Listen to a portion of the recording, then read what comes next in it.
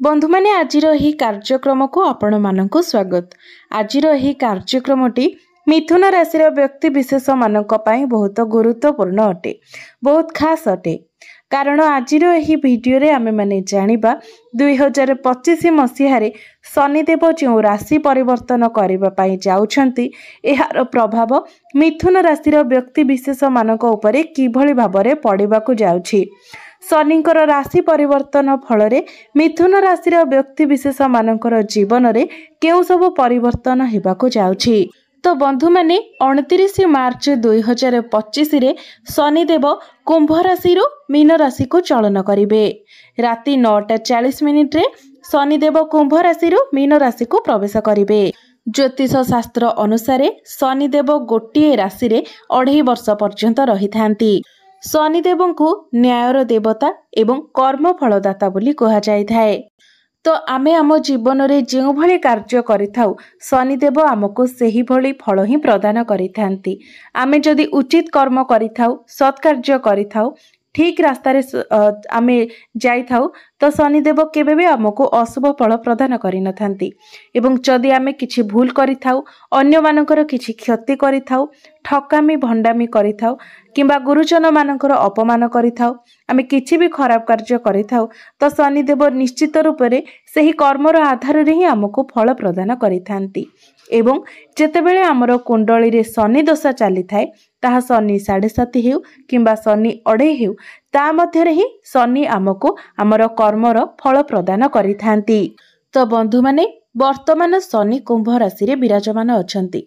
मात्र 29 मार्च को शनि गुरु बृहस्पतिंकर राशि मीन राशि को प्रवेश करिवे।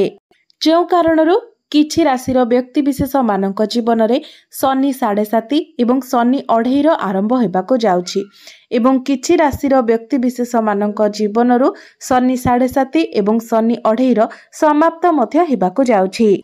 तो एही गोचर फल रे मेष राशिर व्यक्ति विशेष मानकर शनि 7.5 आरंभ हेबो।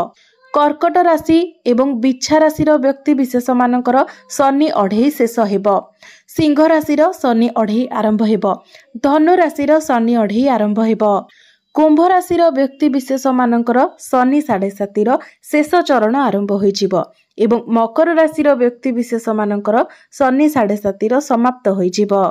तो मोटामोटी भाबरे कहिबाको गले शनिकर एही गोचर प्रत्येक राशिर व्यक्ति विशेष मानक उपरे प्रभाव पकाइबाको जाउछि। तेबे एही जो 2.5 वर्ष रहिबो सेही 2.5 वर्ष रे शनिदेव मिथुन राशिर व्यक्ति विशेष मानक उपरे किभली प्रभाव पकाइबे से विषय आसंतु आजिर एही वीडियो रे आमे माने विस्तार भाबरे जानिबा। शनिकर एही गोचर मिथुन राशिर व्यक्ति विशेष मानकु शुभ फल प्रदान करिबो ना अशुभ फल प्रदान करिबो, किपरि भाबरे एही 2.5 वर्ष आपणकर कटिबो से विषय रे आजिर एही वीडियो रे आमे माने जानिबा। तेबे बंधु माने आपणकर जदि मिथुन राशि होइथाय तेबे वीडियोटी को स्किप न करी शेष पर्यंत निश्चय देखंतु एवं वीडियोटी को लाइक करी चैनलटी को सब्सक्राइब करि दियंतु। कमेंट बॉक्स रे भक्ति एवं श्रद्धार सहित जय शनिदेव निश्चय लिखंतु। तो बंधु माने आजिर एही कार्यक्रमटी चंद्र राशि उपरे आधारित अटे। तो बंधु माने 29 मार्च 2025 रे शनिदेव जेतेबेले कुंभ राशि मीन राशि को प्रवेश करिवे तो मिथुन राशि दशम गृह को शनिदेव प्रवेश करिवे। तो बंधु माने दशम भावटी होइथाय आपणकर क्यारियर भाव, आपणकर कार्यक्षेत्र भाव। तो शनिदेव मिथुन राशि रे अष्टम भाव एवं नवम भावर अधिपति होई दशम भावरे विराजमान करिवे एवं शनिकर दृष्टि आपणकर द्वादश, चतुर्थ एवं सप्तम भाव उपरे रहिबो। तो बंधु माने शनि जो भावरे विराजमान करिथांती सेही भावर वृद्धि कराइथांती। अर्थात दशम भावटी जेहेतु आपणकर कार्यक्षेत्र भाव, आपणकर क्यारियर भाव, तो निश्चित भावरे आपणकर क्यारियर रे ग्रोथ आसीबो। आपण निजर सीनियर एवं सहकर्मी मानक ठारू सहयोग प्राप्त करिवे। आपणक उपरे कार्यभार कम होइजिबो। एहा सहित क्यारियर रे आपणकर समस्त प्रकारर इच्छा मध्य पूर्ण हेबो। मिथुन राशिर व्यक्ति विशेष मानकर चाकरी रे आसुथिबा समस्या दूर हेबा सहित जो मानक निकट रे कोनोसी चाकरी बाकरी नाही तो सेमानंकु चाकरी मिलिबार मध्य जोग बनिबो। आपणकर आर्थिक स्थिति रे मध्य बहुत बड़ परिवर्तन हेबो।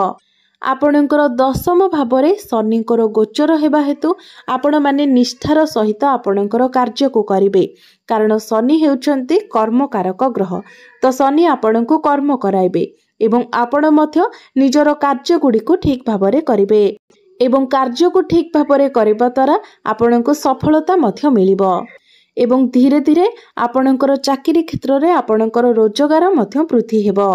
आपण एही 2.5 वर्ष मध्यरे नूतन घर किंबा नूतन जानवाहन मध्य क्रय करि पारंती। शनि आपणकर नवम भावर अधिपति होई अर्थात भाग्य भावर अधिपति होई आपणकर दशम भावरे विराजमान करिथिबा हेतु कार्य क्षेत्र में आपणको निश्चित भावरे बहुत अधिक सफलता मिलिबो।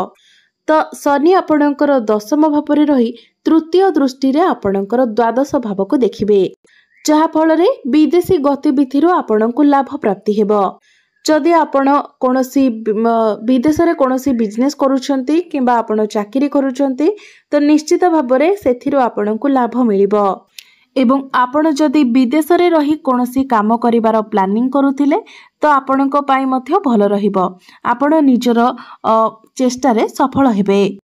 एहा सहित शनि आपणकर दशम भावरे रही सप्तम दृष्टि रे आपणकर चतुर्थ भाव को देखुछंती जहा फल रे एही 2.5 वर्ष मध्यरे आपण भूमि किंबा वाहन क्रय करि पारंती कारण चतुर्थ भावटी होइथाय समस्त प्रकारर सुखर भाव जान वाहन प्रॉपर्टी घर ए सबुर भाव एवं आपणकर मांकर भाव।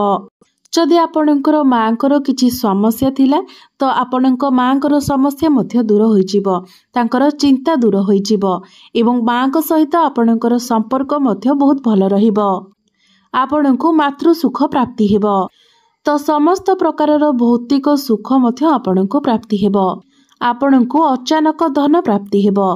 तेबे आपणको मांकर पादरे किछि समस्या देखा देई पारे पादरे माँ आपणकर जंत्रणा अनुभव करि पारंती एवं आपणकर छाती रे जलापोड़ा हेला भली किछि समस्या देखा देई पारे तो एथि प्रति आपण सतर्क रहिबे एवं शनि दशम भावरे रही दशम दृष्टि रे आपणकर सप्तम भाव को देखिबे तो सप्तम भावटी होइथाय आपणकर वैवाहिक जीवनर भाव आपणक जीवन साथीर भाव एवं डेली इनकम रो भाव। तो यही समय मध्यरे आपण निजर जीवन साथी सहित बहुत भल समय अतिबाहित करिवे आपणकर वैवाहिक जीवन सुखमय हेबो। व्यवसाय वाणिज्य रे मध्य आपण निष्ठार सहित कार्य करिवे जहा फल रे आपणकर व्यापार वाणिज्य रे उन्नति आसीबो। कर्मर कारक ग्रह शनिदेव आपणकर दशम भावरे कार्य भावरे रहिबा द्वारा आपणक उपरे किछि नकारात्मक प्रभाव मध्य रहिबो। तो एही 2.5 वर्ष मध्यरे मिथुन राशिर व्यक्ति विशेष मानकर जीवन रे आपणक पितांक सहित आपणकर किछिटा भूल बुझामणा देखा देई पारे। एहा सहित आपण निजर बिजनेस रे अधिक समय देबा फल रे किंबा क्यारियर रे आपण अधिक बिजी रहिबा फल रे परिवारर लोकमानंक सहित आपण टिके समय दे पारिबे नाही जहा फल रे आपण परिवारर सदस्य मानंक सहित विशेष करी आपणकर जीवन साथींक सहित आपणकर किछिटा भूल बुझामणा होई पारे। तेबे जेते प्रकारर समस्या आसिले मध्य आपणक उपरे ताहार विशेष किछि प्रभाव पड़िबो नाही आपणको समस्त प्रकारर सुखर प्राप्ति हेबो आपणक जीवन रे धीरे धीरे उन्नति हेबो समाज रे आपणकर मान सम्मान बढ़िबो। तेबे दशम भावरे शनिकर गोचर आपणको शुभ एवं अशुभ दुईटी जाक फल प्रदान करिबो धीरे धीरे हेले मध्य आपणकर किंतु सब समस्या दूर होइजिबो आपणको मान सम्मान सुख समृद्धि एवं आपणकर धन धान्य रे वृद्धि हेबो। तो बंधु माने एबे आसंतु जानि नेबा किछि प्रतिकार विषय जो प्रतिकार गुडिक करिबा द्वारा एही 2.5 वर्ष मध्यरे आपणको शनिक ठारू अधिक शुभ फल प्राप्ति होई पारिबो एवं जहाँ भी किछि अशुभत्व रहउची से सबुर खंडन होई पारिबो।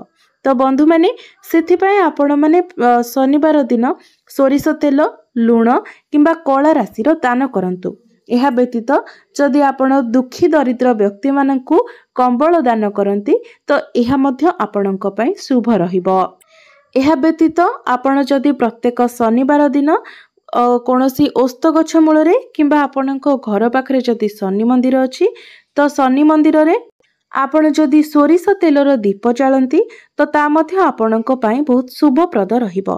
तेबे मने रखिबे जदि आपण शनि मंदिर रे दीप जालुछंती एवं आपण महिला अटंती तो केबे भी आपण शनिदेवंकर प्रतिमा को छुईबे नहीं किंबा आपण नारी हुंतु किंबा पुरुष शनिदेवंकर प्रतिमा सम्मुख रे सीधा सड़क आपण केबे भी ठिया हेबे नहीं कारण शनिंकर दृष्टि बहुत खराब होइथाय।